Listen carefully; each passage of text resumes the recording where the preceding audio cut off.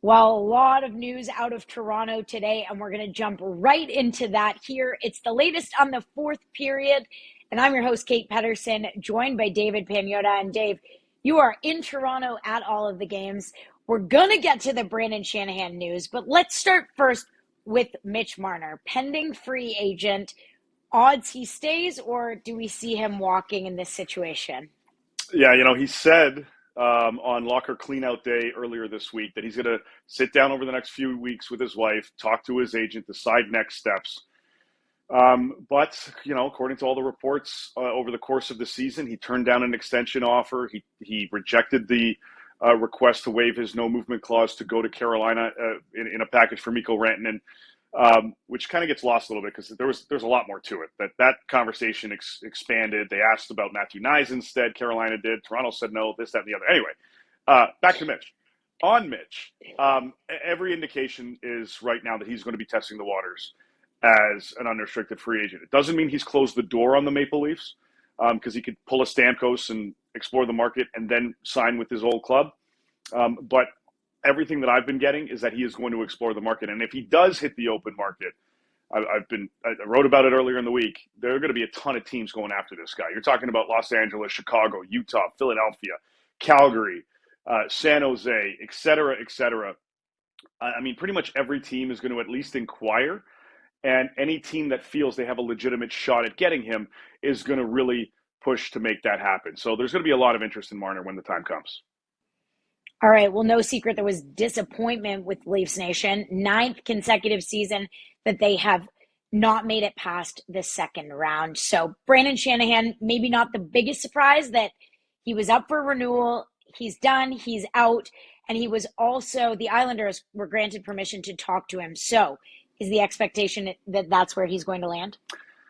I mean, in all likelihood, they granted him permission the day before they officially made the decision to not bring him back. So it seemed like yesterday the writing was on the wall for Brendan Shanahan's future in Toronto. And there are whispers that we may see additional management front office changes in Toronto as we go. Keith Pelly, who is the CEO and president of Maple Leaf Sports and Entertainment, is going to address the media Friday afternoon.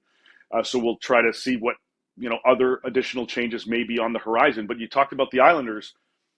It looks like Shanahan is certainly in line, or at least in serious contention for a president of hockey ops role there. They're going through their GM search right now. It sounds like it's down to Matthew Darche and Marc Bergevin as the two finalists. I mentioned on NHL Network earlier today that everything I'm hearing is that a decision is very close. It sounds like it's pretty much there. It seems like they're basically at the point where they want to make their decision and let the individual know that, hey, you're our guy. So they're right at the cusp of doing that. And then they'll zero in on a president of hockey ops by all accounts. Brendan Shanahan is familiar with both Bergevin and Darche. He has a very good relationship, long-lasting, with John Collins, who's part of the Islanders and spearheading the search. Their time together goes back to working in the NHL together. So it looks like wheels are in motion from the Isles' perspective right now. All right. Well, one decision that has been made in Chicago is that Jeff Blashill is in as the new head coach. We're hearing also, you reported that Rangers coach Michael Pekka is going to join him there Yeah. in Chicago. Other vacancies, though. We've got Boston, we've got Pittsburgh, Seattle, to name a few. So what's the tea there on the coaching carousel, as we call it in the National Hockey League? Yeah, and the coaching carousel extends beyond the head coach position because there's a lot of teams right now that are looking at assistant positions as well. So we'll see kind of what happens there. All of Chicago's current or assistants that were on contract this season are out. You mentioned Pekka coming in. I believe Anders Sorensen will be joining the staff as well as an assistant. And I think they're adding another individual who's currently an assistant on another team to that fold as well. Looks like Seattle's getting close to making a call on their side. Blashill was in the running there from the Kraken side of things, so they're narrowing things down. And there has been some talk that we may see additional coaching changes in Seattle on the rest of the bench. So something to keep tabs on there with the Kraken. Both Pittsburgh and Boston are going through their search. Looks like that's likely to happen, or a decision will likely be made next week at some point with respect to their search. But Mitch Love is in the mix on both of those positions. Marco Sturm, very high on Boston's list as well. DJ Smith is high on Pittsburgh's list. And there are several other names that are out there as well. Kirk Muller, Luke Richardson, Jay Woodcroft, and so on and so on. So, yeah, a lot of activity on that carousel. All right. Well, speaking of players and their carousel, there's a lot of teams getting to work behind the scenes. And one of those things that we're hearing is that Ottawa is looking for something very specific. They're looking for a right shot top four defenseman.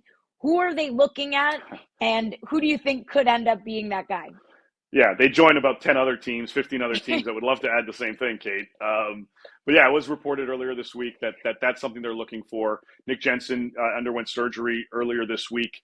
Looks like he'll be close to ready by training camp, but even with him back in the lineup at the start of the season, they still want to shore up that right slot position, bring in somebody mobile that has a little bit of offense to him. Rasmus Anderson is a guy to watch out of Calgary, entering the final year of his contract. If those negotiations don't go well, the Flames will try to move him in and around the draft. So that's somebody that's high on Ottawa's list. We'll see kind of where they end up going, but they've got some cap space. They want to build off of the success this season and strengthen their roster. And also Claude Giroux and the Sens' mutual interest in making that work. Wouldn't be surprised if they narrow something down there too. All right. Well, a team that doesn't have a lot of cap space, I want to touch on before we wrap. New York Rangers. They've got just under $10 million in cap space. With that in mind, is this a time where we see them actually move Chris Kreider? It could be, Kate. It very well could be. This is a team, as you mentioned, not a lot of cap space. They want to be creative this summer. They want to rejig the roster a little bit. Kreider is someone that they explored moving earlier on in the season. We all know him and Jacob Trouba were part of the list that their GM, Chris Drury, put out there to the rest of the team saying, well, listen on these guys. I expect the Rangers to listen again and make calls on Chris Kreider. And for a team that's looking to pluck somebody away because of New York's cap situation, and I'm going full circle, we'll go to the start, back to Toronto, looking to add some jam to their lineup in their top six. If a team like the Leafs or another club feels that Chris Kreider is somebody that can get back to 30-goal form, he had 22 goals in a shortened season for him last year. If he can get back to that at a $6.5 million clip for 2 more seasons, that's not a bad risk to take. I could certainly see the Leafs exploring that possibility, and certainly the Rangers are open to that as well. But Chris Kreider won't be the only name we hear, Kate, out of New York. Expect to hear a few more as we get closer to the draft. All right. Well, we'll pay close attention to all of that. And of course, we will have plenty of coverage leading up to the draft as well. Dave, thank you so much. And thank you to everyone for watching. It's the latest here on the fourth period.